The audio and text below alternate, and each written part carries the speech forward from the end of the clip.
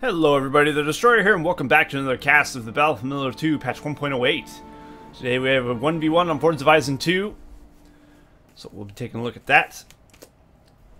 And let's see who our players are today. We have RanDoM, Isengard there in the top left.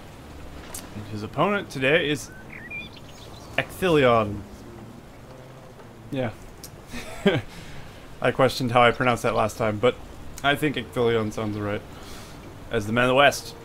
So Ecthelion, Man of the West versus Isengard, RanDoM. I believe his name is RanDoM, LOL. And yeah, he's opening with a Urk Pit there, of course. Getting his furnaces up and running. And looks like Ecthelion is going for his barracks, blocking off this side of the farm. So they will have to go through right here to actually attack it, which is kind of nice. He's got 2 farms already. So we should have Urks out before we have any Gondor men out on the field. Or Men of the West, men in the field, rather. As they are, of course, Gondor and Rohan put together in one neat little bundle. And undoubtedly, yes, Gondor soldiers are being recruited from Ecthelion. We do have some Urks already on the way from RanDoM. Crossing the ford here very soon, very shortly. Undoubtedly to do some harassment. All these farms are pretty close to the fort, so they will at least be defended somewhat. And then we do have some soldiers out in the field. If he does see these Urks, he will probably divert his attention to them. Builder continuing to go off this way from Ecthelion, building farms as he goes. Of course, these Urks will find it very easily. It's just me, or do units in 1.08 seem a little faster than normal? Seems like these Urks run pretty fast. Which they should, I mean. Urkai are known for being very quick. Yeah, looks like they have no trouble catching up to the Men of the West soldiers. And they're cutting them off, cutting them down as they run around. They are actually legitly, like, way faster than Gondor soldiers, apparently. Interesting. I think RanDoM has decided to not bother killing off the rest of them. Ecthelion does throw down the Elven Wood, though. Which, in this patch, just gives 50% armor, and you lose, enemy loses leadership bonus. RanDoM does have crossbows out in the field, though. And he should be able to save this furnace. And he will do so. Let's see how RanDoM's doing down here. Even in shield wall, they still walk pretty quick. It's amazing. Ecthelion has some archers out in the field, although he has Urks in his base again. Of course, he's going to target down the farms. Farms, of course, are prime. Vision of the Palantir in this patch gives a temporary speed boost to units in target area. Maybe that's why they're so fast. That would make sense, actually. They might have a base speed that's quicker, but as he just used that, and they were actually catching the guys over here, so I'm not sure. Looks like Ecthelion managed to take that furnace. So that's a nice pickup for him. And Ecthelion is also attacking the wards, tower guards. Of course, there's no Rohan spearmen in this patch. That's a Rise of the Witch King thing. You go straight for tower guards, those are your only choice for pikemen. And you will take out those wards easily. As you saw, the wards do have trample, but it's not very good.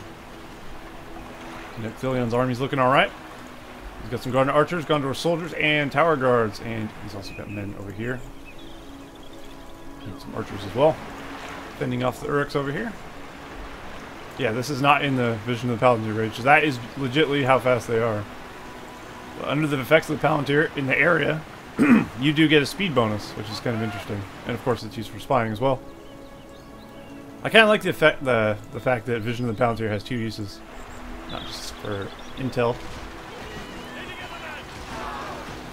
which is a neat little feature. BFME 1 had a feature similar to that. I believe it increased the range of your siege weapons and archers or something in the Palantir area. This builder running for his life from these Urks. He's taking quite a bit of damage, but he should be able to get away. Well, Ecthelion creeping the warglare on the opposing side of the map. He's going to get a little bit more money and power points, of course. Both teams are even on the PowerPoint fronts. We have 340 of 450 used for random. And we have 300 and 400 of 412 of 400 actually for Ecthelion. So Ecthelion's army is bigger. And he also has a... actually, he doesn't. We have 450 limit for random. He has more furnaces on the field now. Of course, he's about to lose one. And go into our soldiers. And it's probably this one to the tower guards as well. There's a lot of guys all over the field. There's a lot of stuff going on in this game. These players are very good at micromanaging around their troops. That's for sure. As shown by there just being lots of action all over the place. We do have some war riders here. Clean up these Gondor soldiers with ease, as you see there. No problem. There is a single Gondor soldier, but I don't think he'll pose too much of a threat. Although he probably should have finished him off because he is out of range of the fortress there. Forgot what the name of the thing was called. That big structure in the center that fires arrows and builds buildings. Or builders, rather. Looks like RanDoM's army is coming along nicely. He's got lots of crossbows and Uruks, and of course he has the War Riders, which is going to make a difference, assuming he utilizes them correctly, which I'm sure he will. He seems like a very good player. And he will be able to take out farms with ease, running around the map quickly. The wargs have the Howl ability as well, which is 60% damage in this patch. That's what they do. Ecthelion loses that farm there, and he will pull out and attack a different area, undoubtedly. Meanwhile, we do have Gondor Knights out in the field for Ecthelion, who managed to run into some Urukai pikemen. Although not completely fully, luckily for him, so he did manage to get away. If he went a little bit deeper into those, he would have lost that whole battalion, which would have been unfortunate. Meanwhile, he's pushing off to the left here with some Gondor archers and Gondor soldiers. There's still a cave troll here and here. It doesn't look like either player has bothered with it. Warg Riders of RanDoM taking down this farm of Ecthelion. Ecthelion, of course, sending some tower guards to intercept, but they will not catch them. And he's throwing out a well to heal up his troops. That's a nice touch there. We do have the random trees going around in patch 1.08. Yep. Still a feature I'm not really huge on. The trees growing around the Men of the West fortress. It's a little more acceptable against the elves, but for the Men of the West, it doesn't make a lot of sense. And we do have a Boromir on the field for Ecthelion, who does have the Horn of Gondor. Of course, he's used that and frozen the enemy in fear. Oh, but RanDoM gets a huge rundown on the archer line. Absolutely disgusting. He did lose a lot of wards there, but it was, I'd say, worth it. As he killed almost 2 battalions of Gondor archers there. This one didn't actually get finished off. It could go back and heal up. It does have a banner. It will regenerate troops. Of course, Tom Bombadil out in the field, chasing around the army of Isengard. He does not want to stop and engage that, of course. That would be bad for his health. Meanwhile, Ecthelion is taking out some furnaces while he can. Managing to give Boromir some experience. Boromir's at the 50% leadership for damage. 50% damage. So once he gets that, these guys will do even more damage. And then RanDoM will be in a bit of trouble if he doesn't react to this, though. He could potentially get this ward pit. It would be quite the loss, actually. Definitely not a building he wants to lose, I have no doubt. Boromir does need to be a little bit careful, but if Ecthelion has a heal, he should be fine, I think. He might even lose his Uruk pit and his ward pit. That will cut off his production buildings entirely. And if Ecthelion keeps up the pressure, I think RanDoM will fall here. But meanwhile, RanDoM having a big counterattack at his own, at Ecthelion's base. Summon Wildmen as well. Of course, being intercepted by these Gondor Knights, though. It looks like RanDoM is going back to his base. Good attack from both players. It looks like Ecthelion's troops will be cleaned up here, though. We do have alerts out in the field as well for RanDoM over here. And now he'll need to throw down his production buildings once again, if he hasn't done so already elsewhere. He has built an Uruk pit over here, so that'll be a little harder to find for the other team. Alerts, of course, can catch Boromir. Boromir does have a knockdown, though. which I've always hated in every patch. Oh, the bow. He's going to get him with the bow. And there he goes. Down goes Boromir, giving alerts level 3. He gets his Carnage. Of course, it's 100% damage, 10% armor, which is always nice to have. And with the death of Boromir, it should help swing things a little bit more back into RanDoM's favor. But he was definitely in trouble there for a second. I was scared for him, but he seems to be recovered nicely, and now he is on the offensive. So yeah, very good game so far. These players are very aggressive towards each other, very skill-based, I'd say. Lots of action. Let's see, we have, of course, some Wildman. We have 12 power points and an 800 command point limit for RanDoM, as we have 10 power points remaining. And a 600 command point limit for Ecthelion. So RanDoM is definitely doing better on the economy side. And he can, of course, field more men on the field because he has more furnaces. And Ecthelion continuing to lose more. These Gondor Knights can't quite get a run through. There is some pikes here, and of course, I believe Lurtz is in there as well, who could easily burst them down with Carnage, so he does need to be careful. Ecthelion having to react to the southwest as well. He does have farms over here, though. They're very, very out of the way and undefended, so potentially Isengard will find these and destroy them on the way back.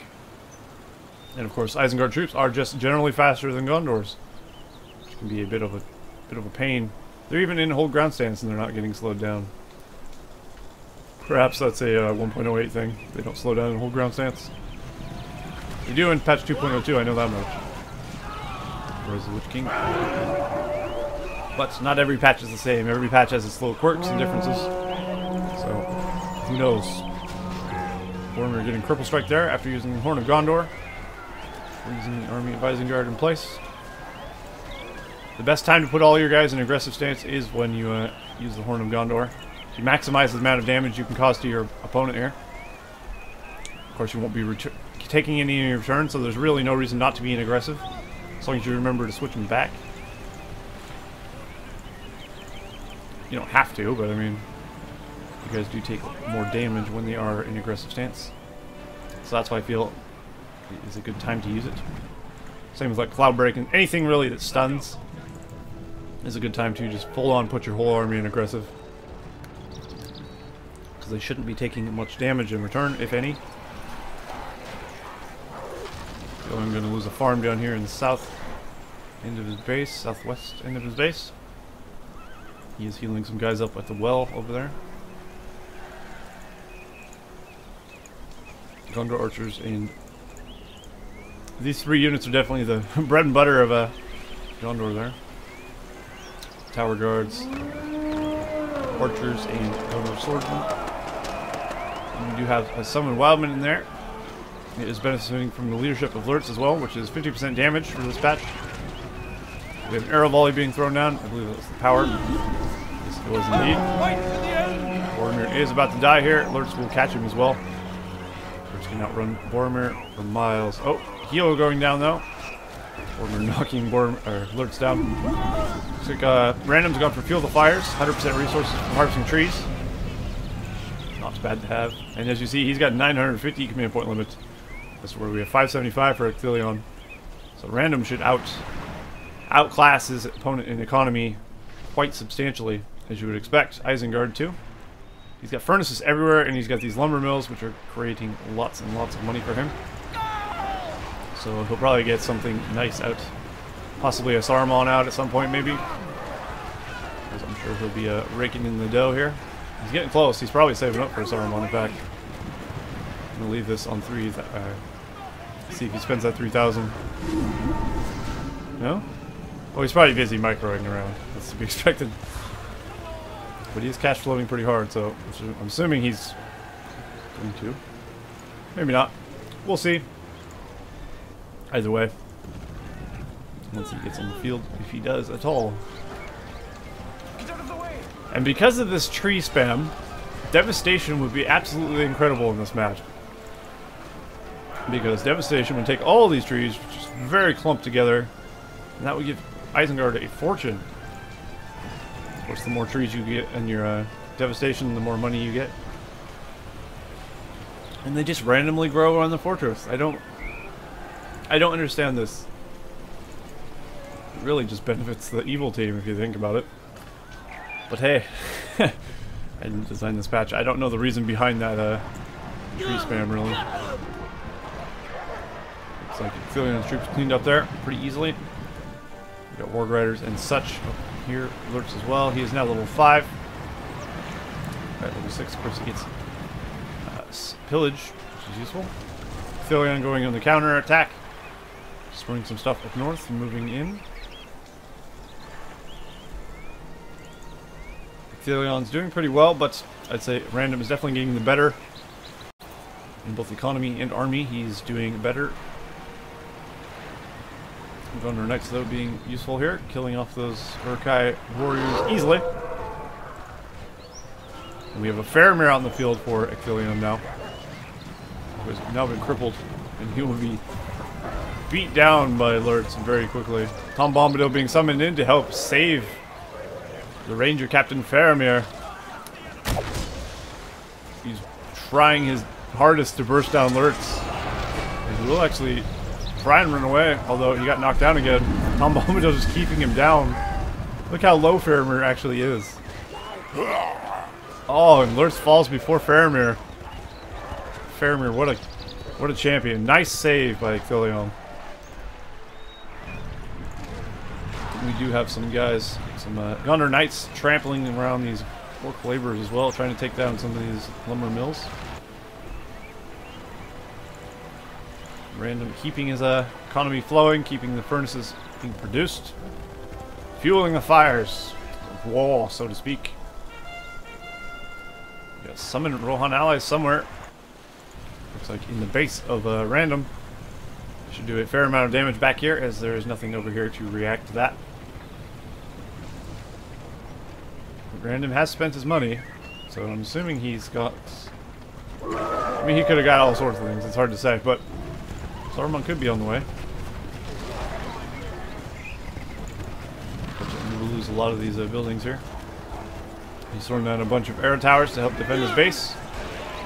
We'll do a fairly good job of it, although he will lose a lot of these outlying buildings. I think he will actually manage to save this, possibly. Oh, it's going to be close. Yeah, you should be able to save that one. Some warguards being cleaned up back there. It's got to be hard for Ecthelion with his enemy having so many, so much economy and such. But he is doing quite well, actually. His counterattack is doing very well, in fact. He's taking out a lot of buildings. I mean, RanDoM's down to 600 command points, so he's taking out a lot of farms. There's the Saruman I was waiting for. I didn't know he was coming, but I knew he was coming. Let's be honest. Isengard with a huge economy. He'd be silly not to get a Saruman. Of course, we have 13 power points remaining after getting some Rohan allies. Ecthelion. Faramir using his wounding arrow. Single range attack that causes targets to flee. I never noticed it actually causing targets to flee, though, to be honest. Saruman, of course, have his Wizard Blast and Fireball already. I mean, he comes out with Wizard Blast, but RanDoM has 17 power points after Fuel the Fires. Fuel the Fires, I believe, is a 15 power, so he is potentially going for the 25. Saruman immediately getting him, what, 4 power points with that Wizard Blast? That was pretty impressive. Oh, Faramir. He ain't gonna be so lucky this time. Triple Strike has sealed his fate. We got Summon Dunedain allies, or Summon Dunedain Rangers. Is it called Dunedain allies, or is it Rangers? It is actually called Summon Dunedain allies. Well, there you go. I thought I just pulled that out of my ass. Pulled out of thin air. Oh well. That's good. And I'm subconsciously remembering things. I do like this color. This teal color is very cool. Cyan, teal, whatever you want to call that. Maybe that's not teal. It's more cyan, I guess. Cool color, though. The patch, this patch's colors are very vibrant, which could be off-putting by some players, but it does definitely help on the mini-map, and it does help differentiate the teams as well, by how bright they are. It doesn't actually look bad either. I mean, this color, this pink doesn't actually look bad. I think it actually looks pretty cool myself. The builder's going to get picked off there by the Rangers, unfortunately. RanDoM is in a bit of trouble, but most of these are Rangers. Of course, the Rangers can focus down these arrow towers pretty nicely, as you see there, allowing Boromir and these tower guards to take down some structures. Fortunately, most of RanDoM's army is nowhere to be seen. He's mainly in the south there and in the north, killing the cave troll. And his base is taking a lot of damage. So RanDoM's going to have to try and recover from this one again. Ecthelion never giving up, never surrendering, even when he was doing what looked to be not as well. He's doing quite well, I'd say. Very much so now. And he might actually pick up this level 3 furnace, which would be a pretty big loss for RanDoM. The economy of RanDoM's got to be much lower. Well, it's still at 550. But we have 775 now for Ecthelion. We do have 26 power points for Isengard, so we'll see what he chooses to get there. And nonetheless, of course, he tuned out allies recently, so he won't have any 25 power anytime soon. RanDoM does have a little bit of his army and alerts there as well. And then Saruman leading the other army over here. Boromir is there still. It doesn't cause enemy to flee, but it does stun them for a second. Perhaps that should be changed, because it doesn't do what it says. It's not exactly what I would call fleeing. So perhaps the description should be changed slightly. Maybe it causes certain units to flee, I have no idea. Oh god, we have a dragon. Who is do a bit of damage to Ecthelion's base, no doubt. Ecthelion's undoubtedly going to lose the majority of his structures here. It's a dragon against a fortress. Not that great, honestly, but it will take out the towers at least. If I was RanDoM, I would send it after these instead, because he's doing very small amount of damage there. So he's going to go for the well. I mean, you can essentially take out everything aside from the fortress with the dragon. Kind of like a Balrog. This might be the end of the game for Ecthelion, though. The dragon might seal the deal there.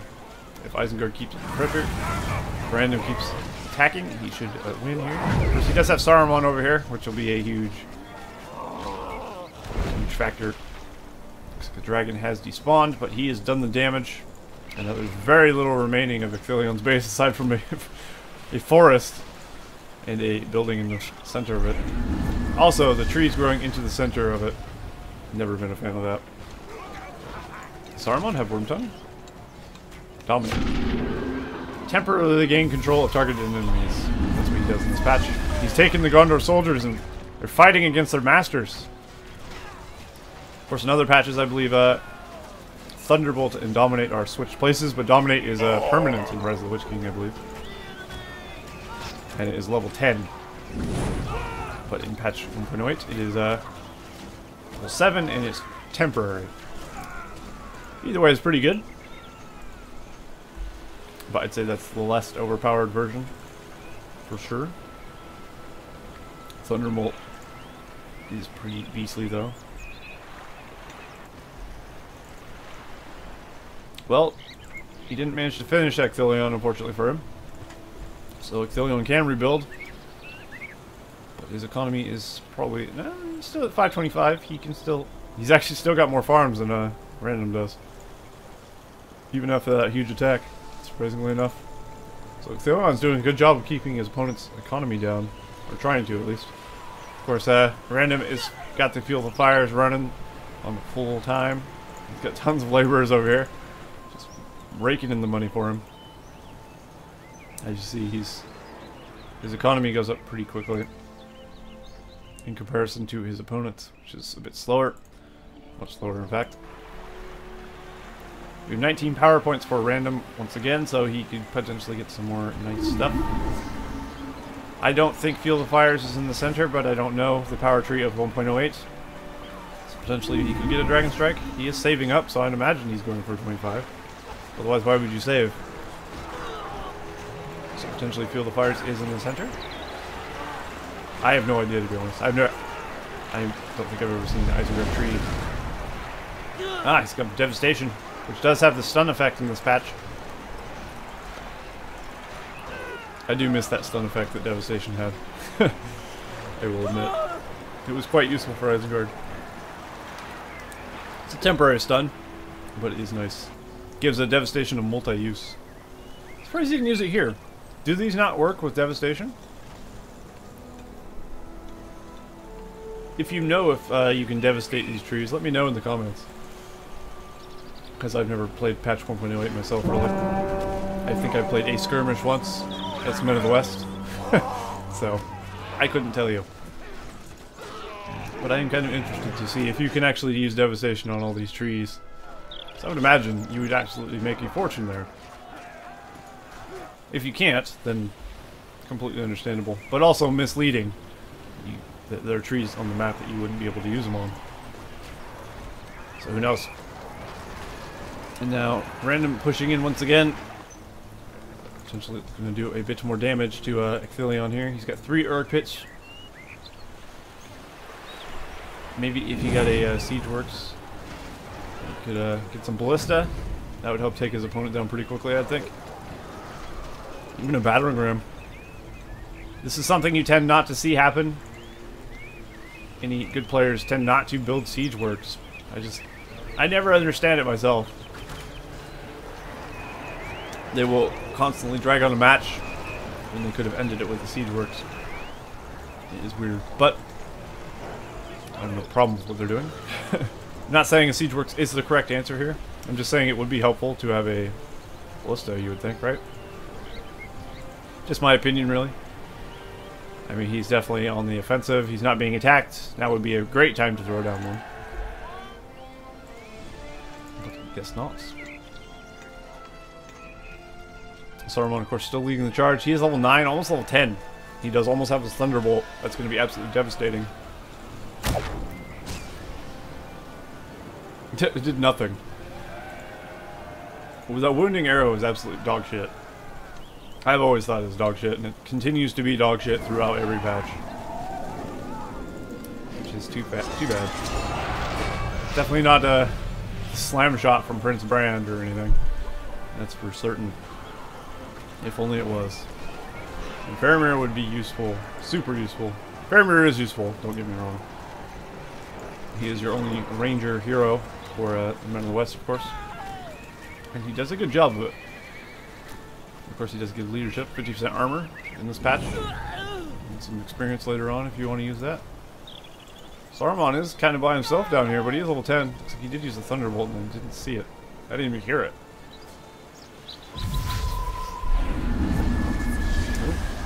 He's taking the soldiers of Ecthelion and turned them against him, so Saruman could get away. Nice play. And he does have some Wildmen here as well. Saruman does need to be a bit careful though, of course, he doesn't have a heal.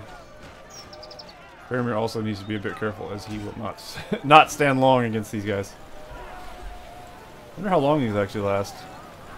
Like 30 seconds or something? Looks like they will turn back to his side. The traitorous whelps. Ecthelion trying to build a barracks in the north. But unfortunately for him, RanDoM has found that. They're all being thrown down. It looks like it will clean up the Wildmen there, for the most part. Maybe only 2. These Northern Knights should be able to finish them off easily. So Saruman is there. Saruman could potentially get a nice Wizard Blast or Fireball off on these Knights. He might have to if he wants to get away. Yeah, definitely. Because they will just outrun him and he'll take flanking damage. The Wounding Arrow actually does a good amount of damage to the hero, it turns out. So I take back what I said. Even though it didn't seem to do much to the old battalion of guys. It's actually pretty effective against heroes. So there you go. Faramir is showing his quality. Ooh, arrow volley getting thrown down there. Looks like RanDoM will get out of the way though. They're continuing to just go berserk here. Devastation being used. Freezing the army and taking the trees in the area. It is nice when you manage to get 2 things for 1. You manage to hit the guys and get the trees in the area. It's satisfying. RanDoM is cash floating pretty hard here. He's going for upgrades though. He's actually got 2 of these. So just in case one falls, he can, of course, have a second backup, I suppose. Or do they get cheaper with the more you have? Probably not, but you never know. Like I said, I don't know all the quirks of this patch. Who knows? We have an Army of the Dead for Ecthelion, so he'll be using that shortly, I have no doubt. And there come the upgrades for Isengard.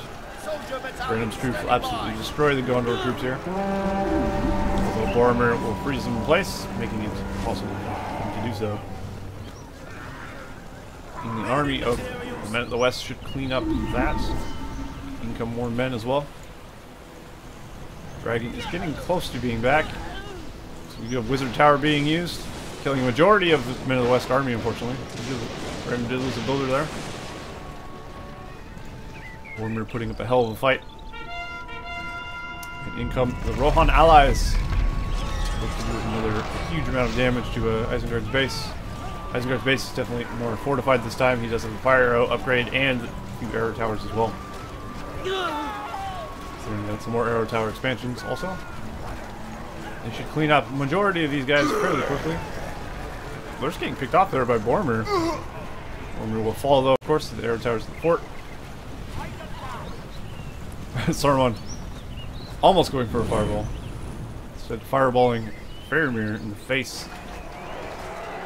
He hasn't used the Army of the Dead, right? Nope, he's not. Men of the West also have 27 power points left over. Got Earthquake, oh god. I knew it was coming. There it goes. Big Earthquake. Didn't do as much damage as I thought it would though. Did almost nothing to the fort, but it did manage to kill off everything here. It didn't actually finish off that building there, so a bit underwhelming actually. But it did its job. I think it got most of the production buildings except for this one. But RanDoM has a lot of guys in the field actually. Of course, in patch 1.08, you can build wall hubs anywhere, or build walls anywhere rather, which is a weird, quirky little feature.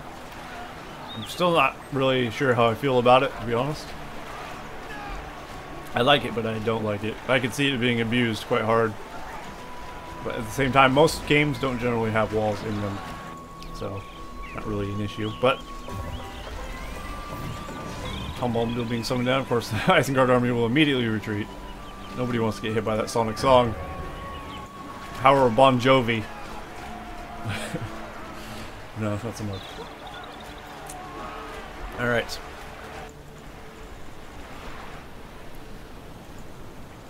And we have more Uruk pits being thrown down, of course, as he did lose a majority of them. Good thing he threw down 2 of these, because one of them did destroy it, of course. And this, because this one had so much life, it did manage to live through it. Dragon's finally back. Gonna do more damage to Ecthelion's base. Looks like he immediately got the stables down. Got that farm. Very nice. If he can follow this attack up, he should be able to destroy Ecthelion, but fortunately Ecthelion does have armies out in the field that he will have to deal with. Although he doesn't actually have that much on the field. So potentially if Isengard bum rushes his fort with the army, he also has a worm tongue. Ooh, never mind. I forgot he had Army of the Dead. And now the army will be killed off. Worm tongue's little vanish didn't even save him from the Army of the Dead. Interesting. I thought it would have. The dragon has pretty much destroyed everything except for the fort in this single farm here. And there's the tower as well. Ecthelion's got to be doing pretty bad in the economy. No, not so much. Of course, he will have to rebuild completely, though. We do have a dragon strike as well. So as soon as RanDoM is ready to use that, it will be pretty devastating as well. Look, somehow running amidst the Army of the Dead and not dying. I guess Ecthelion should have targeted alerts while he was running through the middle of the army. I guess he was really keen on getting Saruman, but of course Saruman's pretty quick for his old age. Actually managing to go faster than the Uruk-hai, surprisingly enough. Looks like RanDoM is not going to throw down Dragon Strike quite yet. It would be kind of a waste. as Ecthelion doesn't really have any buildings to use it on. He's got a farm and a barracks there. He also has a barracks here he's continuing to pump guys out of. Surprised he hasn't captured the outpost. Would at least give him some more units. I don't remember what their unit is for the in unit is. For that team. Different patches have different in units. So it's hard to keep track of which one's which. Because patch 1.06 is quite different from 1.0 and stuff like that. And this one I don't even know. When we're getting knocked down by Saruman, he will be picked off, undoubtedly. Summon Dunite allies coming to the aid, picking off these Urkai easily. And Boromir will actually live because of this. Crazily enough.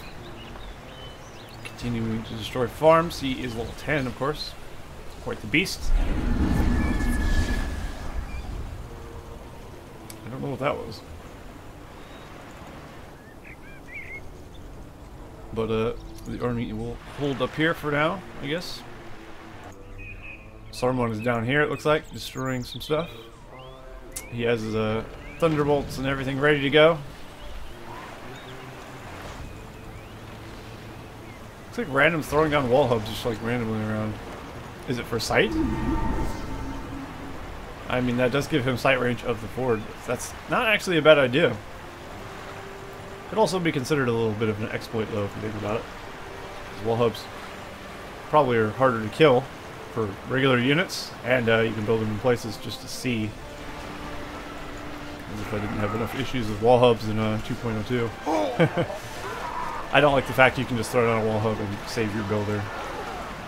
It's a silly feature. But hey, whatever. The Isengard army is looking pretty strong. He does have the forged blades. Does he have armor on him? Yeah, he does. It's hard to tell. He doesn't really. These guys are clearly not gold. These are bronze or whatever. Finland's base is starting to get back into working order. He still hasn't used the Dragon Strike. He does have a Watcher now. And RanDoM also has Wildman. Looks like he just got Creebane, maybe? It's just about, if not, got all his powers.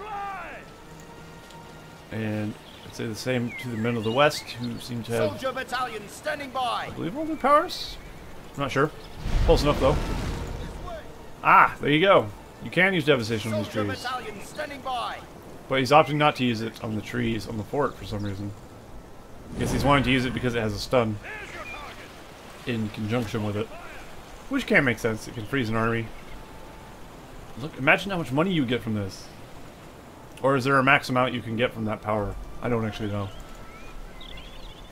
Still, at least clear the damn trees out of the way so you can see the fort. So whatever. We have Summon Lone Tower. Unless he built that tower. What's Lone Tower doing this? Provides healing and leadership with fortress upgrades. That's kind of cool. Archers at the ready. So it summons like a well and a statue into one. See, that's actually something I'd prefer for the Lone Tower. I mean, summoning a lone garrisonable tower in patch 2.02 of Rise of the Witch King isn't bad either. The patch 1.06 one is useless, where you can't. It doesn't give the buffs, nor does it have the ability to be garrisoned. And the Watcher destroying the army of Ecthelion. This could be the final push. RanDoM has the forces to do it. He does have the Dragon Strike ready and the Summon Wildman ready as well. Wait, is there a troll down here? He has Untamed Allegiance, but he hasn't used it. Wait, what? Heals friendly allies. Oh, that's right. Their Untamed Allegiance actually heals, I guess. Is that in addition to what it does, or is that just what it does? I have no idea. Do they take out entirely the ability to capture a neutral layer? That's a rather curious idea, isn't it? I can't really tell what is attacking the fort here because of the damn trees. Looks like the fort is taking a little bit of damage. Not gonna take a whole lot though. Probably should use his Dragon Strike before he went in. I mean, he does have sight on it. He can use the Dragon Strike, can't he? Oh, he doesn't have sight on it. I thought he used Vision of the Palantir. Suppose it wore off. It was a while ago. But a Dragon Strike would clear up a majority of this. There it is. In comes the dragon. Level this place. Does pretty good damage to the fort. But not actually that. That was actually underwhelming as hell. I didn't do jack shit. Didn't even destroy this. As another tree sprouts up out of nowhere. Oh, patch 1.08. You silly goose. Incoming arrow volley. Missed the target. You should be able to take down this and then potentially get around the fort and take down the fort if he's quick. I think this could be it for Ecthelion's fortress. He didn't manage to get all the guys as well. There's guys on the side who did not get affected by that. Sounds like Saruman used his worm tongue or his take control of unit ability. Ecthelion has been defeated. And there's the sound where Aragorn dies and he sings for whatever reason. But yeah, nice game actually. Very hard matchup, or not matchup rather, but hard fought battle. Well played to both those players. I was impressed by both, and I thought either one could have won at certain times in the game. So very back and forth, very nice match. I hope you guys enjoyed that. So I will see you in the next cast of Battle Familiar 2. See you next time.